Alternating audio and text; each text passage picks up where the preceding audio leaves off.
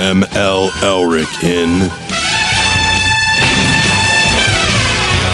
The Soul of Detroit. Starring Mark Fellhauer and Sean Windsor.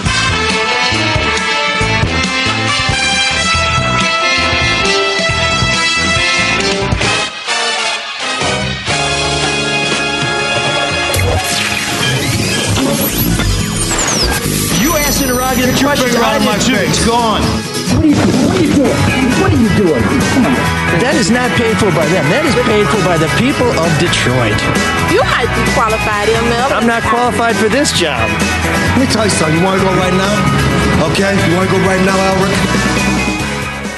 Well, these are trying times, and I would be remiss if I did not take a look back at last week and say, Mark, I have to compliment you on your fantastic Jason Statham and Dwight Yoakam imitations. I mean, in the intro and the outro, those were uncanny. I don't know whether you were particularly inspired or whether you came up with some sort of Adobe Cellophone, no, but it was pretty good. Statham's he's pretty easy to do because he talks so low. Yeah, but Dwight Yoakam, completely different.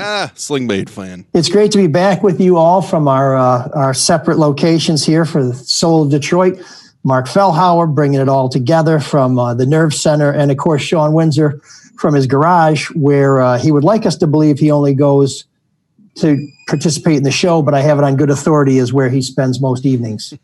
I'm not going to say anything. I'm here for the eye candy and, some psychological support for you, Mike. And, that's about it. Well, Joe's the eye candy. Joe, thanks for sweetening up our demographic. The young ladies on Facebook are enjoying the Joe show. So the check is in the mail, except I can't go to the post office. So maybe I have to Venmo or something like that. But you can walk to the end of your driveway. I mean, Grosse Pointe, you have mailboxes out there, right? So lift a little flag up, my man, and you'll be fine. Just tuck it in the lawn jockey's hand. Is that what you're saying? No, put it in the box. I remember lift the flag up. Can't you do that? No. I lift no flags. I'm neutral. I'm the United Nations. I lift all people, but no flags. That's just my thing. Okay. So I want to thank our Facebook Live sponsors. You're watching us on Facebook Live. Please don't forget when you watch us on Facebook, you're only getting about 2/3 of the show. If you want to hear the whole show, please, please download us. Or if I may suggest, watch us on Facebook, share it, tell your friends, and then download us because we'll take the double bump. But our Facebook Live sponsor is Lindsay Broadwell of Broadwell Homes. When it's time to move into a new house, whether you're buying, selling, or both, you need to contact the agent that we recommend, and that's Lindsay Broadwell. Your home is one of the most valuable investments, and that's why we recommend Lindsay Broadwell. Lindsay started her career at Hall Financial, and now she's an expert in real estate, understanding all facets of the business. When it's time to move, our friend Lindsay will make sure you get the most out of your house and that everything goes smoothly. She can also find you a new home that will fit all your wildest desires. Buyers, sellers, even first-time buyers, make sure you contact Lindsay at BroadwellHomes.com, licensed realtor at RE/MAX Nexus. That's BroadwellHomes.com, or call 248-767-7767. If self-quarantining and social distancing have made it all too clear to y'all that your house is just too damn small, Lindsay will help you right size and make a move that will save you money and maybe even your mind. That's BroadwellHomes.com, 248-767-7767. Be sure to tell Lindsay that ML Soul of Detroit sent you. And everyone who buys a house from Lindsay this month, we are throwing in a free best wishes. That's on us. We're going to cover that out of our end. That's all you're getting? Well, I gotta say, sometimes just a little word of encouragement is all you need. Sean, back me up on this. I think we're a little bit worried about you right now, ML. We are a little bit worried, especially because, Mark, you and I know we've talked about this 4 things.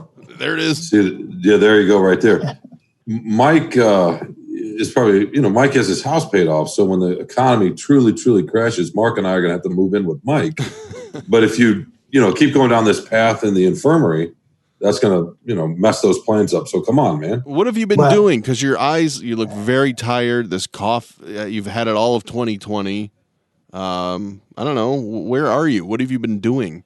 Yeah, two letters. Go ahead, Mike. Sorry. Oh, no, go ahead. I want to hear the two letters. Yeah, I do too. TB. Tuberculosis? Tuberculosis. You think he has tuberculosis? Wow. Well, it lingers. I was going to say CV. You were going to say what? CV for coronavirus. I thought that was tight buns. Oh, yeah. Well, you did tell me one time you could play jacks off of them, so, Yes, just don't lose the ball in an inappropriate place. No, I've had this cough for 2 months. My doctor assures me that it's nothing to worry about, although it won't go away. But yesterday I did go and get tested at the city test site, and I'm going to be writing about that. Oh, and we're going to have a video of my experience at freep.com. It was, I had a slight fever last Friday. There it is. I think mainly The virus. I think it was mainly because of my vertigo was kicking in, but I've been to enough press conferences with the mayor where he's urging being responsible and social distancing and not putting other people at risk, and that everyone who's sick is going to make one or two people sick. So I decided to not go to any of the press events on Friday, and I contacted my doctor, who finally said, okay, if you got a fever, I'm going to write you a script for a test. So I went out to the testing site at McLaren in Mount Clemens. They had a drive-up testing site. There were no lines, which was great, but they told me they're only doing medical professionals at that point. Ugh. So I called the city's test site, that number that I've been writing about and that you can reach through Quicken Loans call center, or Rock Finance. I get them confused all the time. Anyway, and I scheduled a test for yesterday, so I went and got tested. I will tell you, I'm not used to the city of Detroit working this efficiently, but my test was scheduled for 3:00. I got there at 2:59. I'm also not used to getting someplace early, even though a minute's technically only a minute early, but it's still early. Still early. And they got me right in. It was unbelievable. I mean, this was a seamless operation. They did a really good job. They put one hell of a swab up your nose. I'll tell you that. It felt like the thing was looping around. I thought it was going to come out of my friggin' socks, but we'll know soon enough whether it's a positive test or not. But for the last 96 hours or so, I've pretty much just been sitting in my room and drinking, peeing, sleeping. Drinking what? Watching TV, Gatorade, water, whatever. Just they say you need to keep hydrated. But I'll tell you, I've never been a huge TV guy, but I never realized how much I hate watching TV. What? Until the past weekend. It's just. What's wrong with television? I love it. I think all things in moderation. It's just too much. I think, I think people who ate chocolate cake all the time would get sick of it pretty quickly. So it's just. I'm really looking forward to everybody getting back to their normal routine, but I'm also concerned that that's not going to happen for many, many months. And in terms of where you guys can crash if all this goes south, we actually remortgaged our house to help pay for those two houses in East Lansing. So if the kids don't return to school in August, we're all going to be sleeping in Sean's garage. Mm-hmm. There's plenty of room here. And I don't know, Mark, maybe you should back me up this time. What the heck, Mike, with television? It's never been better. The quality and variety of television has never been like this. I know your chocolate. There's movie quality stuff all over the place. Yeah, and your chocolate cake analogy is terrible because it's not like there's 4,000 different types of chocolate cake. Well, there's German chocolate cake. There's are you going to name all 4,000? There's mint chocolate cake. It's an endless supply. Yeah. Come on, man. Stories are essential. What was Joan Didion's famous line, the opening line? We tell ourselves stories in order to live. That's what television is. It's stories. It's not a sugary high that lasts for a couple of minutes from some delicious chocolate cake. And I love chocolate cake.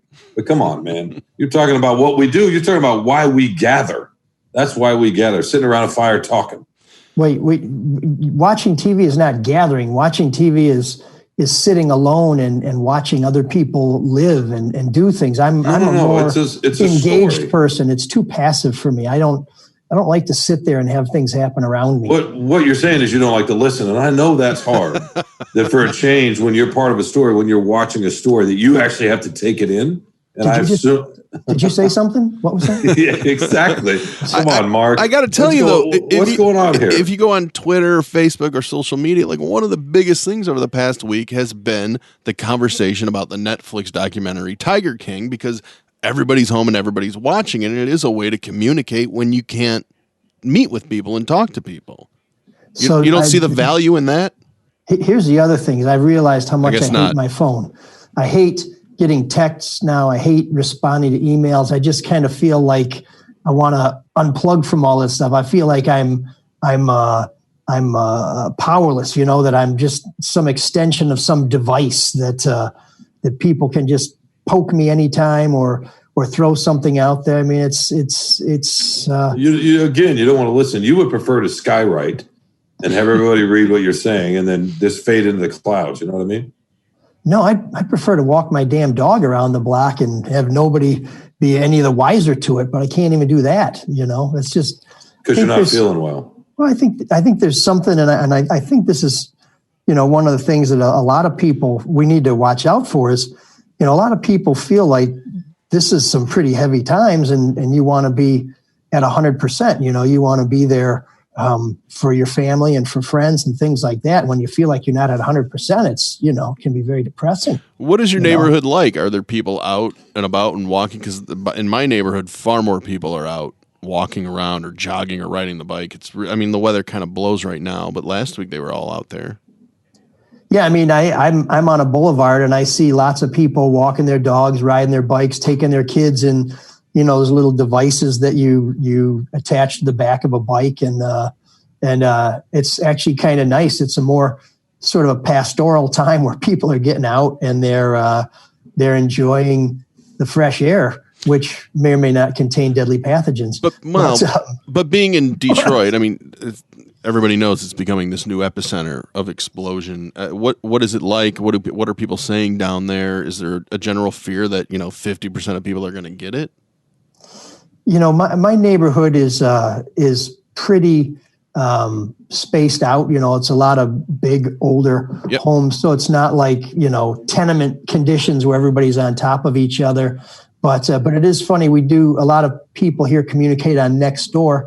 And you still get these posts that says, did anybody hear gunshots at such and such and such and such? In fact, just before we went on the air, somebody posted something, said, did anybody hear these gunshots? And my mom called 911. I'm like, gunshots at 11:30 in the morning on a Tuesday. How bored are we? But I think, there's still nitwits out there. But it is, for neighborhoods like this one, I think the danger for us is that East Warren Avenue, which is just starting to gain a little momentum and maybe starting to make a comeback, is just stopped dead. We've waited. I used to work on East Warren Avenue when I was in high school, and it was a pretty vibrant commercial district. It's been more or less a ghost town for the last 20 years. It looks like we're finally starting to get some energy and some businesses open and some little restaurants and stuff.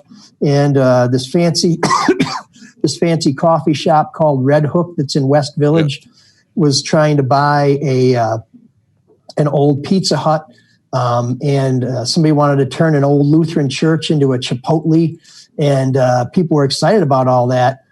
Now nothing. I'm assuming those deals are completely dead, and I don't know. Momentum is one of the hardest things to recreate. So I don't know if this sets us back or what, but it's kind of a drag. The most important question right now, does Teresa know that she's in the background of your shot, and does she know you're recording anything right now? Could you say hi for a second? Yeah, no, she's checking our inventory, which is good. We've got she's become our requisition sergeant. It's really funny how many families here, they're coming together because they never see each other, or they're getting really tired of spending time with each other. There's no in between.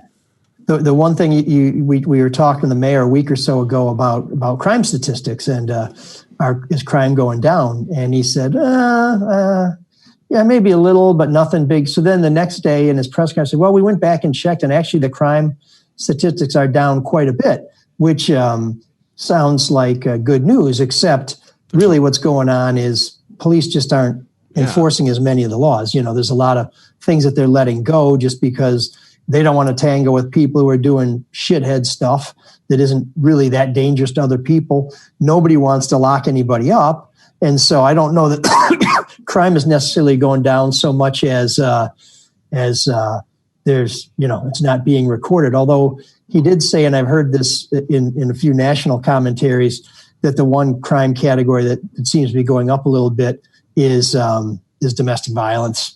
Yeah, because everyone's home.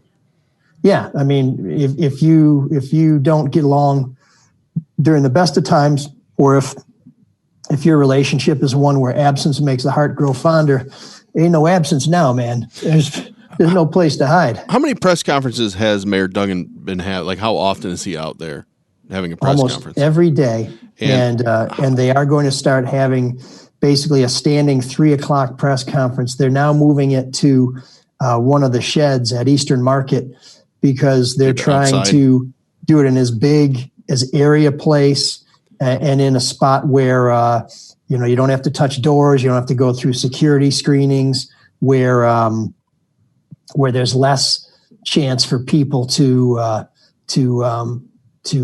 get within 6 feet. And the last one I went to at City Hall, I got there a few minutes before it started. Somebody who should run in video for the city got there like a minute before I did.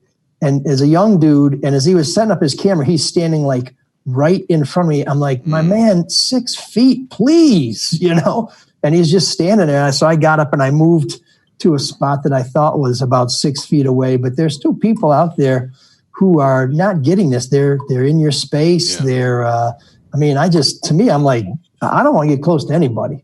How has Duggan's tone or response changed over the week since he's been having more press conferences? Have you felt like he's done a good job? He does have this DMC background. How do you feel he's really tackled? Because Detroit is a mess with this COVID-19. Yeah, and financially it's going to be a real mess. The city's losing $600,000 a day just because the casinos are closed. So there's going to be a pretty brutal reckoning. But the mayor seems to be pretty even keeled. I haven't seen much change in his demeanor. The one thing that showed kind of a flash of maybe the inner feelings was at a press conference a week or so ago. He was talking about, he's now lost 4 people that he knows to the coronavirus, and there was a little bit of humanity that showed there. Whereas most of the time, he tries to present as a very businesslike, efficient, competent manager as opposed to an emotional leader. He's not the guy who's going to give the big halftime speech that leads to a rally in the second half. But he is kind of more, I think, the Belichick guy who's going to come up with a game plan where if you execute it, you're probably going to win. But we've, we've tried to get him to let his hair down a little bit, and it just doesn't look like it's going to happen, and not just because he doesn't have any hair. Wow. And Sean, you had a column in the Free Press basically about how I guess we're all acting differently, at least in person, or you said, I guess the headline was how it's exposing us. What have your travels in spacious Ann Arbor been like? Excuse me, probably similar to where you are. Like Mike, I see a lot of people out walking and biking and so forth. I guess what I wrote about, I was interested in this idea of how our digital selves are kind of warring with our physical selves. And in other words, how we're interacting online in a lot of ways is very different from how we're interacting on a limited basis, obviously, when we're out in public, by and large. And at least that's been my experience. I have seen and read a lot about that being the experience of millions of others. I mean, just think about when you go into a grocery store, how mindful you are. And obviously you don't want to pick up a virus, but it's not just that you don't want to spread it either. Yeah. And just the eye contact that's out there right now, because people's heads are up and we're not walking around looking at our phones, and we're acknowledging other people and sometimes even giving a little smile or saying hello from 6 feet away. I got to think the acknowledgement of other people tends to be kind of suspicious. At least that's been my travels. Like, that person coughed. That person's not wearing gloves. That person doesn't have a mask. Yeah. There's close. some of that. There's some of that too, Yeah, for sure. Too close. Yeah. I went to Costco on Friday, and it was eerie because no one's there, which is kind of bizarre at a Costco. Really? Yeah, it was kind of blissful in a way, just nobody's there. But the eerie thing about it is the people that were there, nobody's talking. They're afraid to open their mouths. They're afraid to, spread anything or take anything in. And I didn't know that there's music in certain parts of Costco because you never hear it. But to me, it was just weird, and I felt like everybody's judging each other and what they've touched, and if this person's talking, it's a really bizarre time, obviously, to be out. I don't think that's any different than most people's experience. It seems solemn, people walk around, they're almost shell shocked. I think, there's kind of a feeling of, what the hell's happening, like dreamlike. And that freaks me out because I think it's going to get a lot worse. Well, it is going to get worse. But at the same time, you're right. It is solemn. And I don't think it's just paranoia, though. It's not that simple. There's how many times I can't speak for y'all, I guess, but in my life, especially living up north, I've never had more people say, be well, stay safe, all of those sorts of things. I hear that every time I go out. I hear other people saying that to each other every time I go out.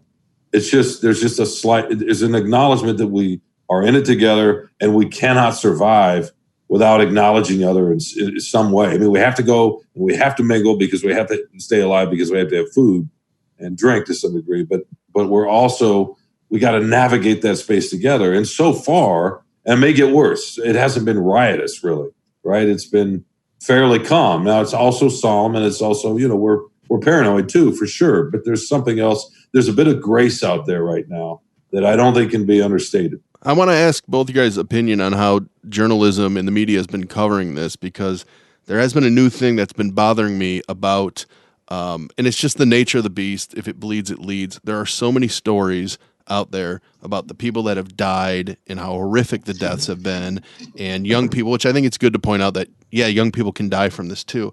However, the death rate isn't that high right now that we know of. I guess the point is, so much of the news is negative. The thing that's really been bothering me is any medical study that has come out so far gets reported, and there's so much contradiction. There just doesn't seem to be a unified voice either in the media, definitely not out of the White House, but in the media, there just seems to be a lot of misinformation. I don't know if you guys feel that way or how you feel about it. Well, real quickly, Mike, this is kind of what I was writing about. You said there's so much contradiction. We are spinning, we are fighting with each other. Our political selves are at war with each other online. And I think we put that aside at least to be able to navigate Costco and whatever. So that's one thing. But as far as what you're talking about, the death rate, I mean, that still doesn't take away the fact that there are refrigerator trucks outside of hospitals in New York because the morgues are too full. So that's not a normal thing, right? So that obviously deserves to be reported on. And as far as the way people are dying, not being able to get to a funeral, having to die. No, I understand plenty of people die every day alone for lots of different reasons long before this virus. But it's exponential now, right? Because people are dying and you can't get to them. Although I saw a story the other day, and this is an interesting story, that they're FaceTiming now. So people are saying goodbye to their loved ones through FaceTime or through what we're doing right here. Wait a minute. We're dying? That's just a call. If anybody's dying here, it's you. Zoom, right? Yeah, no, I think one of the reasons why this is a fluid situation. I mean, they're now talking about maybe we have a vaccine that's, Johnson & Johnson is going to have something in record time. We'll see. We don't have enough test kits, and now all of a sudden there's instant test kits. I mean, this situation is changing overnight, but I do think one reason why they emphasize the projections of 200,000 dead or whatever it is because I think it's one way to drive home that. And again, we're not making these predictions. The media doesn't. Somebody who's an expert makes it, and then we report it. But I think it's important to keep in mind that if we've only had 5,000, 7,000, 10,000 deaths, but we're projecting to hit 200,000 deaths, that we have got to take this thing seriously, and that we've got to keep our guard up, because as horrific as some of these stories are, geez, oh Pete's, that this is one of these things where the first to die will get profiles and obituaries in the paper, and then after a while, we're looking at mass graves. We just can't keep up. There's no way to document everybody who's gone, because it's just, there's no way. And I think about on the media end too, at some point, the media are going to start falling out, where they can't continue to do the stories because of illness, or because, they have to self-quarantine. Until I get this test back, I'm self-quarantining for a week, and if I get it back and it comes back positive, then I got to self-quarantine for 2 weeks. So I can't go out and cover stories. I can do some Facebook Live stuff, or I can, monitor the city's cable channel and stuff. But other than that, I'm working a phone in my bedroom. Does the Free Press have? There's got to be some reporters hitting the ground. How are the editors and the Free Press handling the whole coverage of this? Sure. So everybody's remote, and I went in the newsroom a few weeks ago after a press conference at Public Safety Headquarters, mainly because I wanted to refill my hand sanitizer bottles. But that sounds like you. Yeah, but there are 3 large rooms that comprise the Free Press now. Every single one of them was empty. There was one person working at the back of one of the newsrooms, but otherwise they're empty. It was, and I know we've lost a lot of staff, but that was very staggering. And now it's just announced that we're all going to be taking furloughs, that people are going to have to take 1 week a month, where they're basically going to be laid off. Mark, real quickly before we start talking about the business of this and how that might affect coverage and the ramifications for people personally, you mentioned the lack of a unified voice, right, and a unified message. I'm curious what you think. I saw yesterday the numbers, and I know they change every day, so maybe it feels a little old even referring to yesterday. That's how crazy this is, right? But I saw yesterday the worldwide cases were pushing up toward 800,000. Sure. And the number in the U.S. was 170, 175, I can't remember. That is a staggering percentage. It is. Now, obviously, there are a lot more cases than that everywhere, right? Not just the United States. That 800,000 number is low compared to probably what there really is. But what do you think about the fact that we are almost 25% of the world's cases right now? That's at least 20. That's just, do you find that mind-boggling? Oh, well, of course it's mind-boggling, but then again, maybe we're better at reporting them than, say, China or Russia or some of these other states that, countries that don't really have a good track record of honesty. Right. Maybe we're finally getting to the point where we're testing more people throughout this whole country. I'm not really surprised by that at all, because we are also a rich country where people travel overseas and travel domestically, and that's going to help the spread too. I guess my point was, I feel like, do most people know that so far the estimate is 98, 99% survive? Because I feel like there's a lot of people out there that think they're going to get this and immediately going to have to go to the ER and then die. Which I'm not trying to minimize it at all, because from the very start, how obsessed I've been with watching maps and reading stories about it. I just think there's so much negativity in the news, because it's the news, that people sometimes forget that.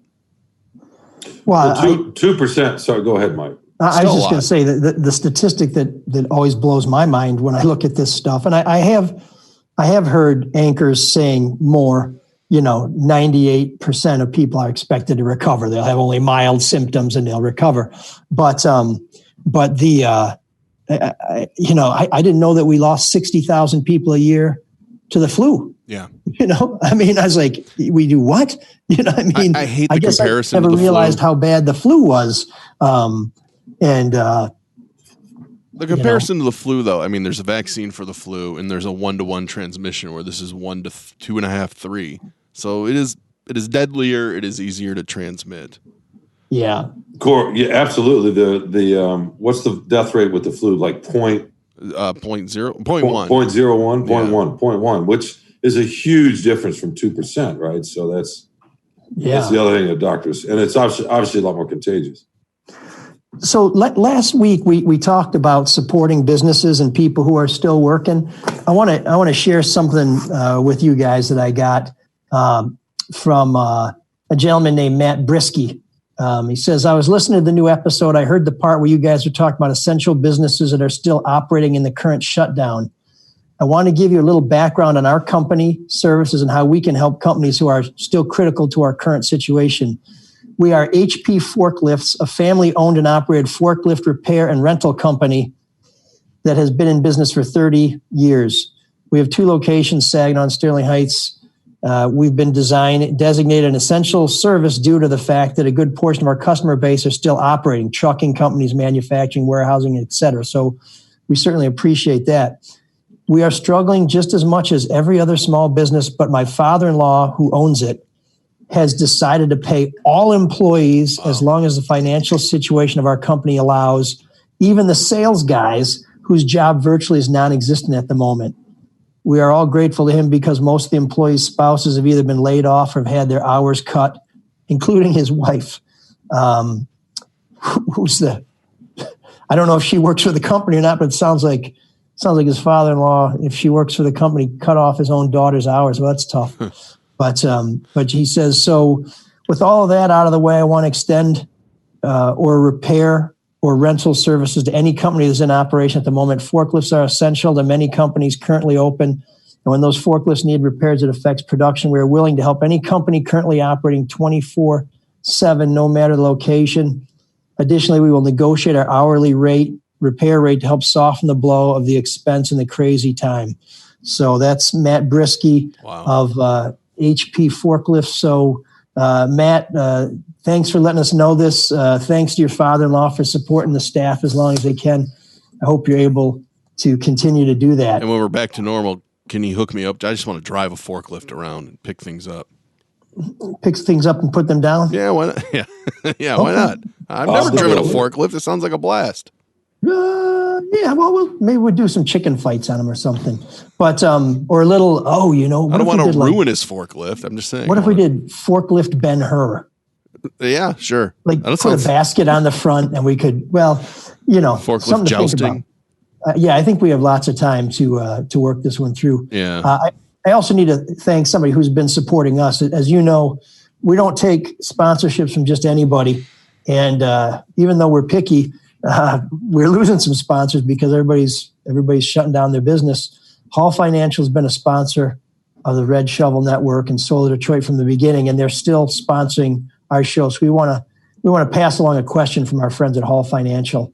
Are you paying more than 4% on your mortgage? Do you have lingering high interest rate credit card debt? You may or may not know that right now rates are within a fraction of a percentage point of their lows of the last decade. Smart idea would be to call the company with over 1,000 5-star reviews. It has recently been averaging 10 days from start to finish on listeners that have applied for refinancing of their mortgage, and that is Hall Financial. It's a simple process, and it's no secret that saving money is smart. You can get started by calling 248-308-5000 or going to davidhallmortgage.com. If you want to check in to see if something makes sense for you, go to davidhallmortgage.com and get started, or call 248-308-5000. Ask for Dan Morrison and make sure to tell him that I sent you. Equal Housing Lender NMLS 1467435. I won't change my mind on anything, regardless of the facts that are set out before me. I'm dug in, and I'll never change. Freight nut. Freight out. Freight nut. Freight out. Freight nut infinity. Freight infinity plus one. No. So I read Sean's column with great interest the other day about George Blaha and the time he spent in isolation. And he was talking about how much he misses Pistons basketball. I'm not sure that a lot of people feel the same way. But I do right now. Well, when I think of George Blaha, I think of Michigan State football. And I really miss college football, which should be kicking off in a few months. These guys should be getting ready for spring practice, all these other things. And of course, none of that's happening. And I think we're all in a rush for things to return to normal. But I wonder, are we trying to push things too quickly? I mean, should we be sitting back and saying we're just going to write off these seasons? There's no point in trying to hold out hope that we're going to get going. My men's hockey league, our playoffs were supposed to end in March. They now are saying, well, we're going to resume the season when we can. I'm like, are you kidding me?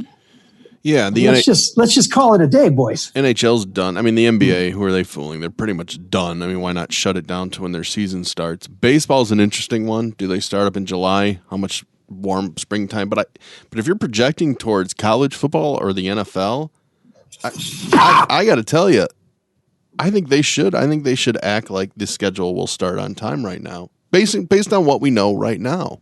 I would have no problem going to a game.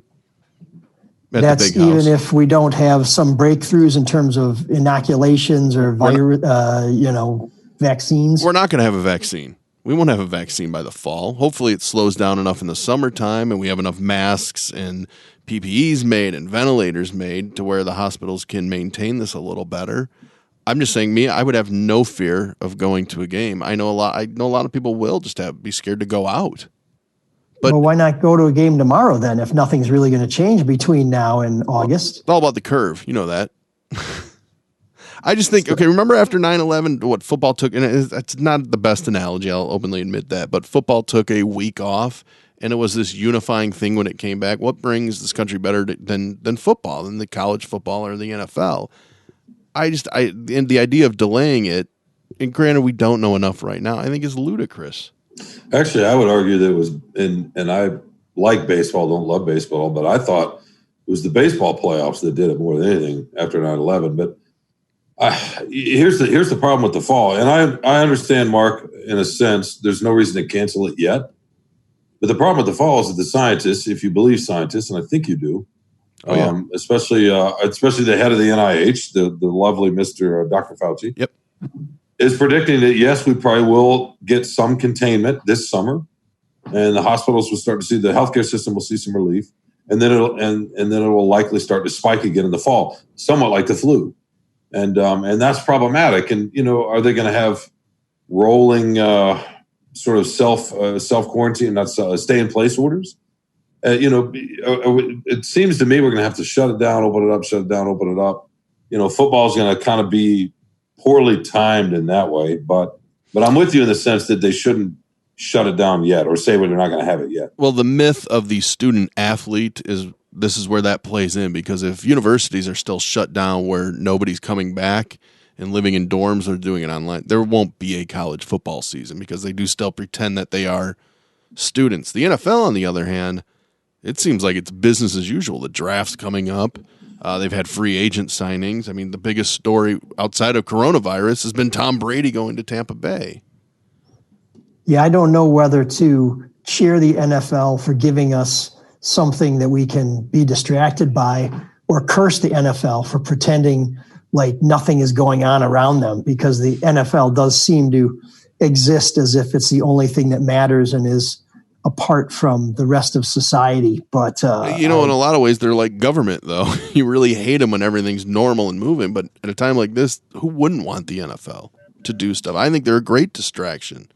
Well, sports in general, right? And that's the thing when you start thinking about times of upheaval in our society historically.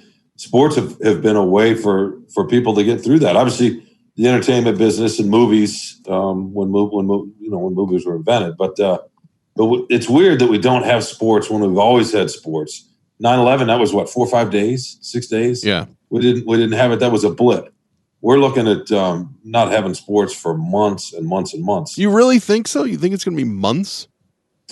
I saw the other day Wimbledon they are scheduled to be, Wimbledon's what, in July? Yeah, I think they're going to cancel that. Wimbledon's problem, though, is that it's this international tennis tournament where players come from countries from all over the world. Does the NFL really have that kind of problem? No, but Wimbledon has a stadium that I don't know how many. That's one of the smaller sort of grand stage stadiums. But even if there's 7,000 or 8,000 people in that, or 10,000 people, I can't remember how many it holds. That's way too many. That's the issue. Obviously, yes, tennis players coming from all over the world, but it's the people in the stadium that's the problem. Yeah, I think it's time to just call it a day with baseball. Baseball season, not going to happen. Time to shut down the NHL and the NBA. Refund us the tickets that we paid for the games we're not going to see. And to me, the first season that we might have any shot at actually pulling off would be college football in the fall. But they're not going to be able to practice. These kids aren't going to be able to get ready. This is, are we putting them at risk of saying go out in this full contact sport? Yeah, it's not a pickup game. Yeah, when you haven't been able to get fit, know the plays. Since when has the NCAA cared about their players' health? When the players sue them, that's when they care. When that happens. Yeah. But you know what you could see? I don't know about you guys, but I could see at some point, I know the NBA hinted at this a couple of days ago, maybe, when it's controlled to some degree, having televised sports with no fans. Now, football would be trickier, maybe, although maybe not because you have masks and so forth. I don't know. But you could see tennis, you could see baseball. You don't have to get that close to each other. You could, people would watch. I would bet you anything. People might watch some version of some kind of spectator sport. They're watching replays right now of old games. It's crazy to see that. But you know what? That's a bit of normalcy. The problem, I heard, I think 97.1 was running an old Tigers game, and I was listening to it, and I'm just thinking, wait, the joy of sports is not knowing the outcome. This is totally pointless, knowing this game and who won. Why would they be running a game that the Tigers lost anyway? I often wonder why anybody listens to 97.1 anyways, but it's a little weird unless it's an epic game, or actually I would listen to any broadcast that involves Ernie Harwell and Paul Carey, or George Kell and Al Kaline. Yeah. Hey, there's some good people on 97.1. You can't just disparage the whole station. No, I'm just saying it's not for him. A lot of it is just nitwits calling in and saying, we ought to trade everybody and get Bill Belichick, and then maybe we'll get Jesus to play quarterback because he could walk over everybody, and then the Ford family. Listen, I'm sorry. Providing a forum for a bunch of know-nothings to talk for hours and hours on end feels like. That just feels like not a good us anybody's time. Or at least we're informed. We sort of know what we're talking about. Yeah. Mark does. Hardly. So I'm going to say, shut him down. I'm done. Wow. I'm with heavy heart. I say, screw it. Oh man, the geeks have inherited the earth. Did I do that? What a dork. Does him wanting to play with us again mean that he's turning into a geek, or we're turning into cool guys? This is a difficult time, and it's a time that tries people's faith, and it's a time when they turn and find their faith. And so it's difficult when you can't go to church or synagogue or the mosque or wherever you go to appeal to a higher power to help get you through difficult times. So we're not here to criticize people who have strong beliefs and hope that those will carry them through. But we are here to criticize some jackass from the River Church in Tampa, Florida, who has bought into a lot of this sort of malarkey that's been peddled by Jerry Falwell Jr. at Liberty University and some other places where they are not buying into the social distancing, where they are encouraging people to congregate and put themselves in harm's way. So Rodney Howard Brown of the River Church in Tampa decided, despite the warnings, despite the law saying that you can't have people congregate more than 10 people, and if you got 10 people, they better be pretty widely spaced out. He had church services on Sunday and was subsequently arrested. Now, you got to be careful when you have church and state mixing like that. But when you're breaking the law and when you're taking your loyal and faithful followers and leading them to danger, possibly to slaughter, that's some Old Testament bad judgment, my friend. So Rodney Howard-Browne, you are our Geek of the Week.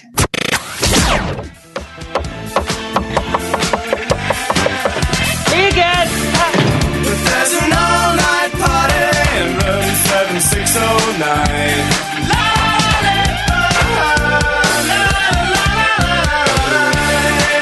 And you can dance together all night if you've got the time.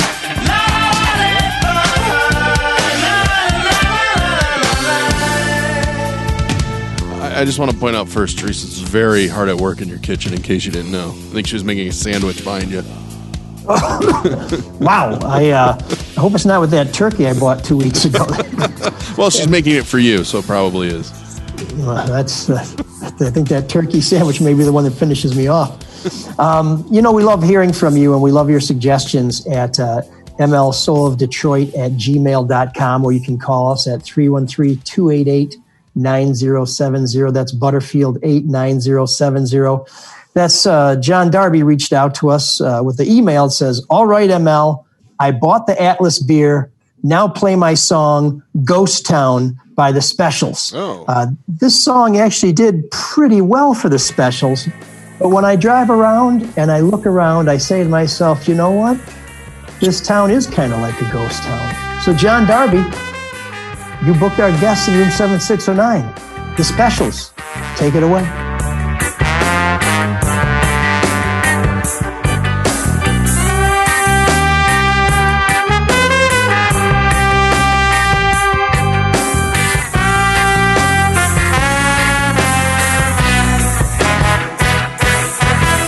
This town is coming like a ghost town. All the clubs have been closed down. This town is coming like a ghost town. Bands won't play no more.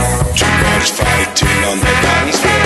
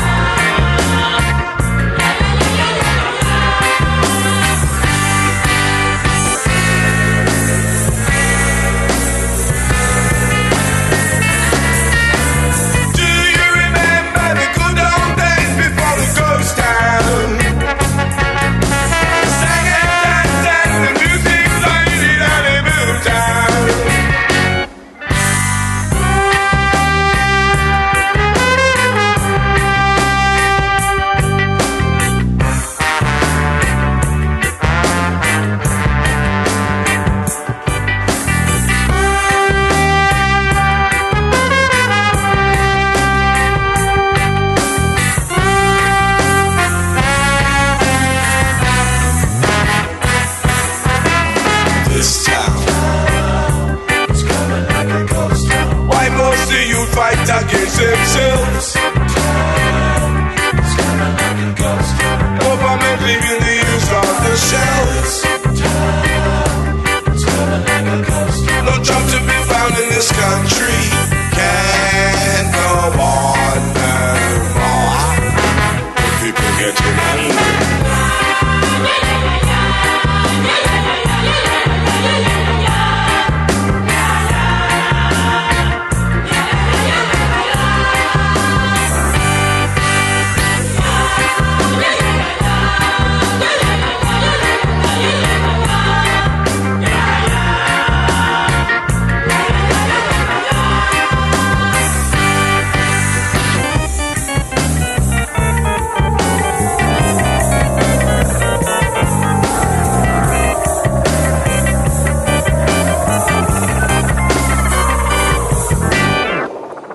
So you've probably heard the big hit by the Specials before, A Message to You, Rudy. it's a great tune, and the Specials were one of those early ska bands in England. Great band. I love the look with the mod gear, the rude boy look with the pork pie hats, the black and white suits with the narrow lapels, the suspenders, the flood pants and the white socks and everything. It was a fashion as much as a music movement, and political too, which is why it's kind of ironic that this band that was formed to try and bring black and white together, to try and unify people, actually didn't last very long because they were fighting a lot themselves. And they broke up while recording Ghost Town for an appearance on Top of the Pops. Oh. So much for the Specials, but very, very influential band. They had some pretty noteworthy backup singers on their first couple albums. A young woman named Chrissie Hynde, really? You probably know from the Pretenders. Yeah, great. One of the best female voices ever. Yeah, and this one, in fact, I bought my Chrysler in Cuyahoga Falls, Ohio, where the whole time I was there, I was thinking, isn't this the Chrissie Hynde town? But and the city was still there actually, so I don't know. We have to check Chrissy's veracity there. But this is the backup singers that really surprised me: Belinda Carlisle, Jane Wiedlin, and Charlotte Coffey from the Go-Go's. Yeah. So I don't know how they got from L.A. to England, but quite the genealogy there for the Specials. Fellas, have you heard that song before? I had not. I really like ska though. I'm you know how I feel. I like horns. I think they're better than synthesizers. Yes. Which kind of surprised me. I didn't know if that fit the Room 7609 feel, but no, I dug it. This song, by the way, apparently was a huge song in the UK because it was all about their early 80s recession and the financial troubles, and it was Song of the Year, I guess, by a lot of magazines over there because of its political message. Well, it's a little dirge-like, but it certainly captures the mood that we're feeling right now, I'd say. Amen. Sean, any thoughts there from the People's Republic? No, it sounded nice, and I thought the suggestion was lovely, and the idea of togetherness. So that's about what you'd expect from the People's Republic, right? It's all about unity out there, man. Well, it's about unity everywhere, my man. I'm gonna guess there wasn't enough soul for you though, because you're very soulful. Well, I'm not really that soulful. No, I liked it. I thought it was nice, and goes well with Altus beer. And what else we need to say? Amen. Yeah, so we appreciate that, John. If you have a suggestion for Room 7609, please do not hesitate to reach out to us. Let us know. We'll give it a consideration. And I also want to give a quick shout out before we go to our friends at Zott Ford. The dealership is closed right now. They're not selling cars, but they are continuing to service vehicles. They will pick up and deliver vehicles that need service for those people who prefer not to leave their homes but need vehicle maintenance done. So if you need something done, reach out to Zott Ford at dealsinthed.com. Contact Anthony Ketchum or Steve Gabara. They'll do what they can to help our listeners out. These are challenging times, and by working together and looking out for each other, we will come out sooner than later and maybe even stronger than we started. So we've always appreciated Zott's support, and we appreciate now that they're supporting those of you who have a need to keep your wheels on the road, because you still can drive. But I will just tell you, based on my experience, if you can stay home, stay home. We have a few favors to ask before we let you go. First of all, we're hoping you'll subscribe to the podcast. The reason I ask that is because Facebook, which sucks, will not let us post mlsoulofdetroit.com on Facebook for some reason. And not only that, it violates the community standards. They won't give us an answer as to why. Well, given Facebook's community standards, I guess it's because we're not Russian trolls who are trying to ruin democracy. Or we're not murdering people live, I guess. Yeah, or I guess we're not fake videos that Facebook knows are fake, but have been paid to post, so that's okay. So thanks, Facebook. But if you subscribe to the podcast, you'll never miss an episode. Of course, we appreciate if you rate us, if you don't mind sharing us. if you'd like to donate, we'll take your money. Mark, how do they do that? mlsoulofdetroit.com. Right at the top, little button says donate, takes you right to PayPal. Right now, we'll take anything anybody can spare. Yeah, and believe it or not, we've had a couple of donations. We had a very generous donation, so we want to thank you guys for that. We know there's a lot of good causes out there that they could use your money. If we make the cut, we appreciate it. Sure. And also, if you're not straight up charity, I understand. How about you buy something, and we'll give you something for your money.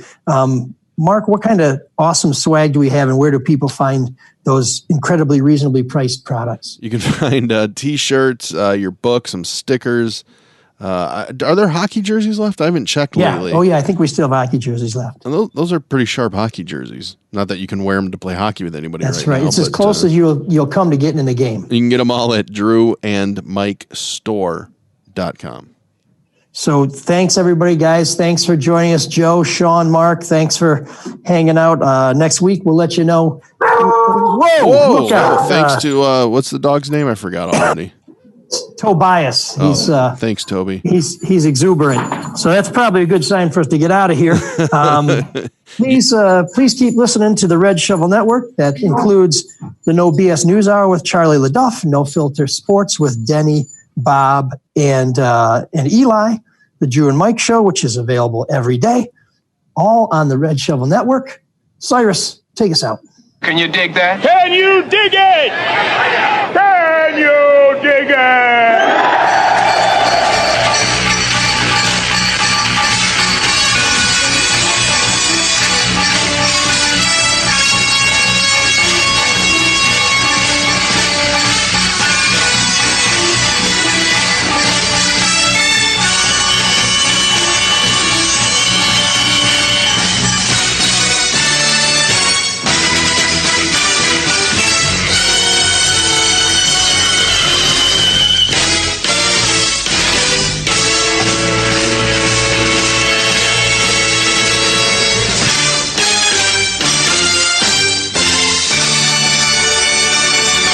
A Red Shovel Network production.